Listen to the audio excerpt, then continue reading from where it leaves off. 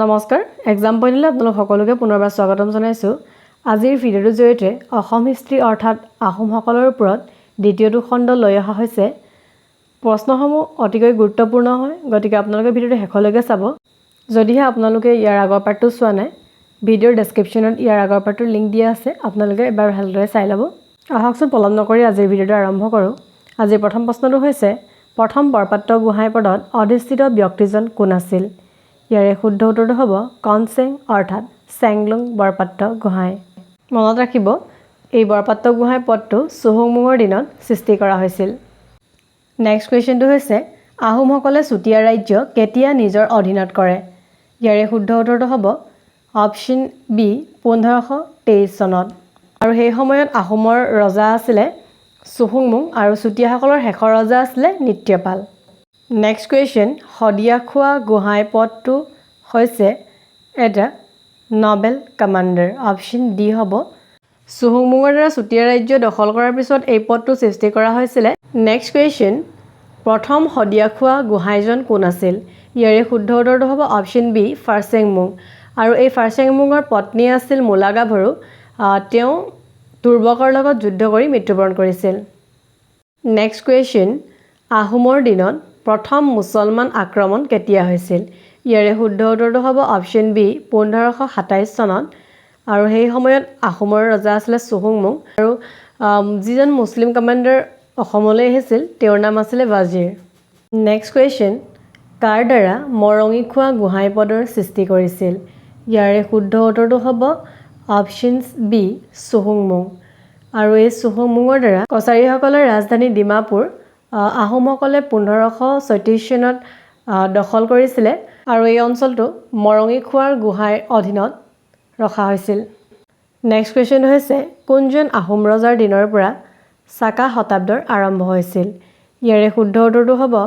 Option D চুহুংমুঙৰ দিনৰ পৰা এটা কথা মনত ৰাখিব ভাৰতবৰ্ষত চাকা শতাব্দৰ আৰম্ভণি হৈছিলে 78 এডিত কনিষ্কৰ দিনৰ পৰা নেক্সট কুৱেশ্যন কোনজন আহোম ৰজাক গড়গঞা ৰজা বুলি জনা যায় ইয়াৰে শুদ্ধ উত্তৰটো হ'ব অপশ্যন ডি চুকলেংমুং অৰ্থাৎ চুকলেংমুং গড়গঞা ৰজা নেক্সট কুৱেশ্যন আহোম আৰু কোচসকলৰ মাজৰ প্ৰথমখন যুদ্ধ কেতিয়া সংঘটিত হৈছিল ইয়াৰে শুদ্ধ উত্তৰটো হ'ব অপশ্যন এ 1546 এডি আৰু সেই সময়ত আহোমৰ ৰজা আছিলে চুকলেংমুং গড়গঞা ৰজা আৰু কোচসকলৰ ৰজা আছিলে নৰনাৰায়ণ নেক্সট কুৱেশ্যন পিছালাৰ যুদ্ধ কেতিয়া সংঘটিত হৈছিল ইয়াৰে শুদ্ধ উত্তৰটো হ'ব 1547 এডি কোচ আৰু আহোমৰ মাজত এই যুদ্ধখন সংঘটিত হৈছিল নেক্সট কুৱেশ্যন খুৰা ৰজা বুলি কাক জনা যায় ইয়াৰে শুদ্ধ উত্তৰটো হ'ব চুখাম্ফা নেক্সট কুৱেশ্যন প্ৰতাপ সিংহৰ আহোম নাম কি আছিল ইয়াৰে শুদ্ধ উত্তৰটো হ'ব চুচেংফা আহোমসকলৰ প্ৰতিটো ৰজাই দুটাকৈ নাম আছিলে এটা হৈছিলে হিন্দু নাম আৰু আনটো নাম হৈছিলে আহোম নাম আৰু এনেধৰণৰ প্ৰশ্ন পৰীক্ষাত অহা দেখা যায় সেইটোকে ভালদৰে চাব এবাৰ 40 জন আছিলে আহোম ৰজা কিন্তু প্ৰতিটোৰে মনত ৰখাটো সম্ভৱ নহয় গতিকে ইম্পৰ্টেণ্ট যিবিলাক ৰজা আছে সেইবিলাকৰ এবাৰ চাই ল'ব নেক্সট কুৱেশ্যন বুদ্ধি স্বৰ্গনাৰায়ণ উপাধি কোনে গ্ৰহণ কৰিছিল ইয়াৰে শুদ্ধ উত্তৰটো হ'ব প্ৰতাপ সিংহ ইয়াৰ উপৰিও তেওঁ বুঢ়া ৰজা নামেৰেও জনা গৈছিলে নেক্সট কুৱেশ্যন মোগল আৰু আহোমৰ মাজৰ প্ৰথমখন যুদ্ধ কেতিয়া সংঘটিত হৈছিল ইয়াৰে শুদ্ধ উত্তৰটো হ'ব battle of Bharalimukh next question Borphukan আৰু বৰবৰুৱা পদ দুটা কোনে সৃষ্টি কৰিছিল ইয়াৰে শুদ্ধ উত্তৰটো হ'ব চুচেংফা প্ৰতাপ সিংহৰ দিনত কুৱেশ্যন কাক প্ৰথমে বৰবৰুৱা পদত নিয়োগ কৰিছিল ইয়াৰে শুদ্ধ উত্তৰটো হ'ব option A Momai Tamuli next question কাক প্ৰথমে বৰফুকন পদত নিয়োগ কৰিছিল ইয়াৰে শুদ্ধ উত্তৰটো হ'ব অপশ্যন ডি লাঙি পানীচিয়া নেক্সট কুৱেশ্যন কাৰ মাজত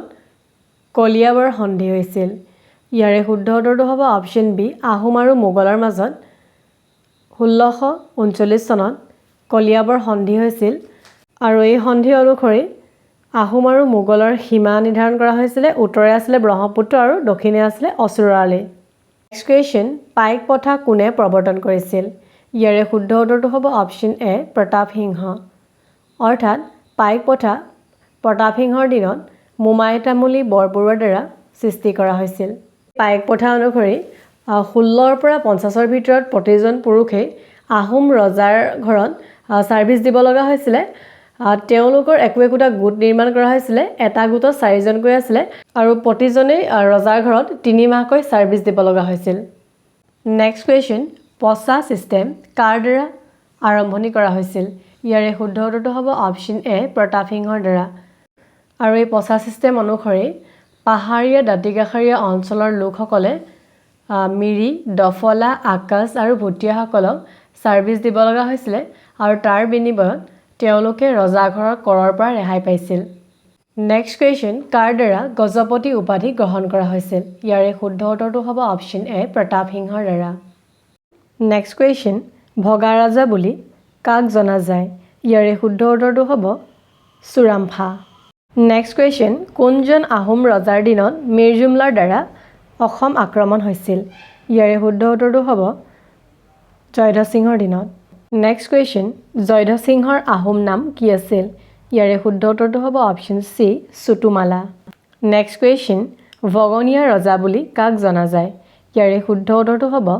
চুতুমালা অৰ্থাৎ জয়ধ্বজ সিংহ। ইমানেই আছিল আজিৰ ভিডিঅ'টো। ধন্যবাদ।